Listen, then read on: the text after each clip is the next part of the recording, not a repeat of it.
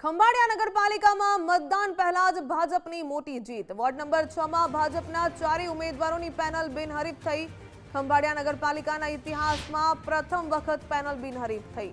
કોંગ્રેસના 2, આમ આદમી પાર્ટીના 3 ઉમેદવારોએ ફોર્મ પરત ખેંચી લીધા। આખી પેનલ બિનહરીફ થતા કાર્યકરો અને સમર્થકોમાં ભારે ઉત્સાહ જોવા મળી રહ્યો છે।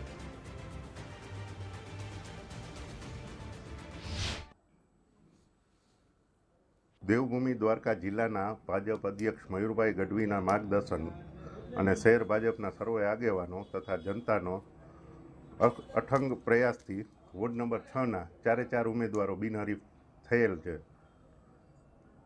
તે બદલ તેમને ખૂબ ખૂબ અભિનંદન।